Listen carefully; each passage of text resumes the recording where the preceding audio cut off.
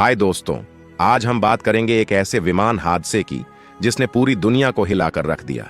14 सितंबर 2008 रूस की एरोफ्लॉट फ्लाइट 821 आसमान से नीचे गिरी और 88 जिंदगियां हमेशा के लिए खो गईं। बच्चे, बड़े और एक रूसी फौजी जनरल तक इस हादसे का शिकार बने। आखिर क्या गलत हुआ? क्यों हुआ यह हादसा? और इससे हम क्या सीख सकते हैं? चलिए इस दुखद कहानी को शुरू से जानते हैं। तो दोस्तों, ये कहानी शुरू होती है मॉस्को के शेरमेत्येवो एयरपोर्ट से। एरोफ्लॉट फ्लाइट 821 एक बोइंग 737 500 पर्म इंटरनेशनल एयरपोर्ट के लिए उड़ान भरने वाली थी। इस फ्लाइट में 82 यात्री और 6 क्रू मेंबर सवार थे। इनमें आम लोग, कुछ विदेशी नागरिक और रूस की सेना के एक बड़े जनरल जेनेडी ट्रोशेव भी शामिल थे। यह फ्लाइट एरोफ्लॉट नॉर्ड की थी, जो एरोफ्लॉट की एक छोटी कंपनी थी।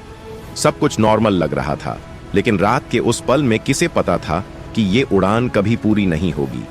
रात के 11 बजे के आसपास पर्म एयरपोर्ट के पास फ्लाइट लैंड करने की तैयारी कर रही थी। बाहर बारिश हो रही थी, घने बादल छाए थे और मौसम खराब था। पायलट्स को एयर ट्रैफिक कंट्रोलर से बार बार निर्देश मिल रहे थे, लेकिन अचानक कुछ गड़बड़ हो गई। विमान 600 मीटर की ऊंचाई पर था, फिर वो बेकाबू होकर 1300 मीटर तक चढ़ गया और फिर एक जोरदार 360 डिग्री लुढ़कन के साथ विमान जमीन की ओर गिर पड़ा।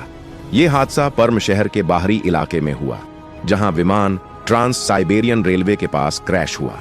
धमाका इतना जबरदस्त था कि रेलवे ट्रैक को भी नुकसान पहुंचा। आग और मलबे के बीच कोई भी जिंदा नहीं बचा। दोस्तों सोचिए, 88 लोग, एक पल में सब कुछ खत्म। ये बोइंग 737-500 का अब तक का सबसे घातक हादसा था। अब बड़ा सवाल था, आखिर हुआ क्या था? रूस की जांच कमेटी ने तुरंत काम शुरू किया। ब्लैक बॉक्स यानी फ्लाइट डेटा रिकॉर्डर और कॉकपिट वॉइस रिकॉर्डर को बरामद किया गया और जो खुलासे हुए वो हैरान करने वाले थे। सबसे पहले पायलट्स को बोइंग 737 के वेस्टर्न स्टाइल एटीट्यूड इंडिकेटर की आदत नहीं थी। ये इंडिकेटर विमान की स्थिति दिखाता है, लेकिन पायलट्स पुराने सोवियत विमानों जैसे टुपोलेव Tu-134 पर ट्रेनिंग ले चुके थे, जिनमें अलग तरह के इंस्ट्रूमेंट्स थे। दूसरी बात, विमान के थ्रॉटल सिस्टम में खराबी थी। यह सिस्टम इंजन की पावर को कंट्रोल करता है, लेकिन इसे ठीक नहीं किया गया था। ऊपर से पायलट्स के बीच तालमेल की भयानक कमी थी। कॉकपिट वॉइस रिकॉर्डर से पता चला कि कप्तान और को पायलट के बीच बहस हो रही थी। और सबसे चौंकाने वाली बात, जांच में पाया गया कि कप्तान के खून में अल्कोहल था। जी हां, फ्लाइट से पहले कप्तान ने शराब पी थी। जांच में यह भी सामने आया कि कप्तान ने उड़ान से पहले ठीक से आराम नहीं किया था। वो थका हुआ था और उसका ध्यान भटक रहा था।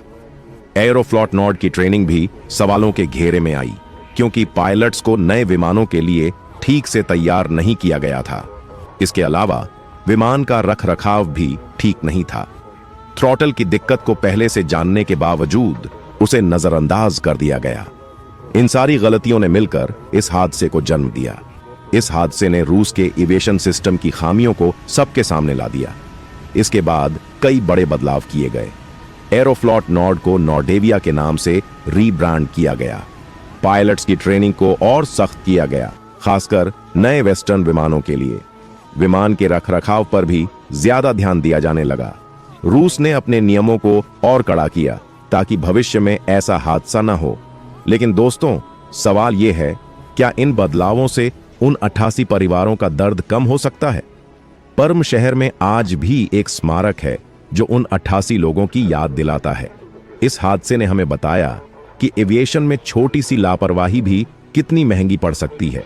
भारत में भी हम अक्सर विमानन सुरक्षा की बात करते हैं, लेकिन ऐसे हादसे हमें याद दिलाते हैं कि सुरक्षा हमेशा पहले आनी चाहिए।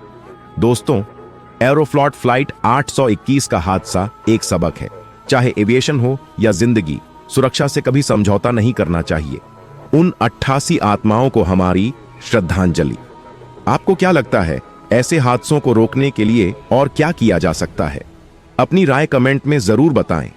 अगर ये वीडियो आपको पसंद आया तो लाइक करें, अपने दोस्तों के साथ शेयर करें और हमारे पेज को फॉलो करें ताकि नई वीडियो का नोटिफिकेशन आपको तुरंत मिले।